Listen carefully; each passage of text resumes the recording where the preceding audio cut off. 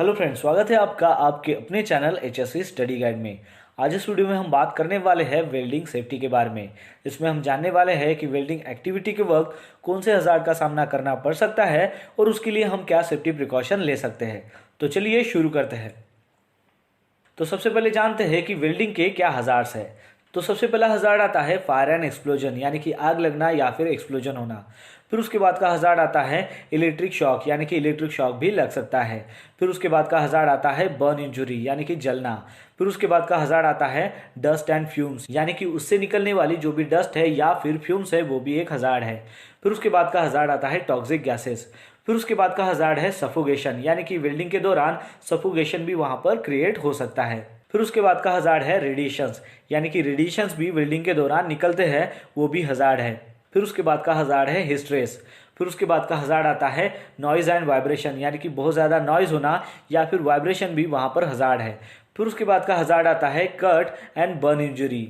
तो ये जो सारे हज़ार्ड्स है ये वेल्डिंग एक्टिविटी में इन्वॉल्व होते हैं। चलिए अब जानते हैं कि वेल्डिंग के लिए हम क्या सेफ्टी प्रिकॉशन ले सकते हैं। तो इसमें सबसे पहला पॉइंट है कि आपको ये इंश्योर करना है कि जो भी पर्सन्स पावर टूल्स का इस्तेमाल काम करने के लिए करने वाला है तो वो जो पर्सन्स है उसमें स्किल होनी चाहिए और बाकायदा वो ट्रेन होना चाहिए। फिर उसके बाद है कि वेल्डिंग एरिया में जो भी कंबस्टेबल मटेरियल है उसको सबसे पहले रिमूव करना है, और जिस मटेरियल को आप रिमूव नहीं कर सकते हैं उसको फायर ब्लैंकेट से कवर करना है। फिर उसके बाद है कि जो भी वेल्डिंग मशीन है या फिर इक्विपमेंट है उसका प्रॉपरली अर्थिंग होना चाहिए। फिर उसके बाद है कि जहाँ पर वेल्डिंग एक्टिविटी हो रही है वहाँ पर आपको ट्रेन फायर वॉचर को असाइन करना है, और साथ ही में उस लोकेशन पर फायर एक्सटिंग्विशर और फायर ब्लैंकेट होना चाहिए। फिर उसके बाद है कि डैमेज केबल और डिफेक्टिव जो भी इक्विपमेंट है उसका आपको इस्तेमाल नहीं करना है।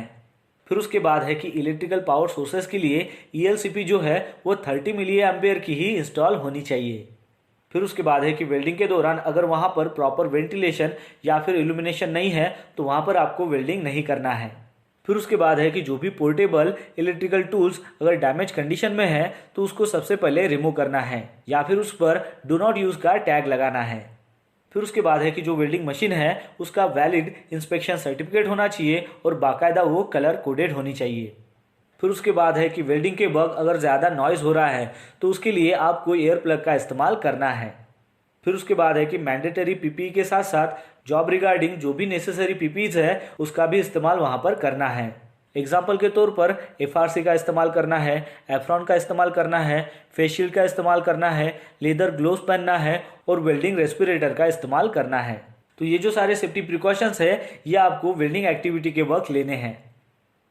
तो दोस्तों आशा करता हूँ कि आपको इस वीडियो के माध्यम से पता चल गया होगा वेल्डिंग सेफ्टी के बारे में, जिसमें हमने देखा कि वेल्डिंग एक्टिविटी में कौन से हज़ार्ड होते हैं और उसके लिए हमने क्या सेफ्टी प्रिकॉशंस लेना चाहिए। तो बस आज के लिए इतना ही, मिलते हैं नेक्स्ट वीडियो में एक नए टॉपिक के साथ में। तब तक के लिए टेक केयर, बाय बाय।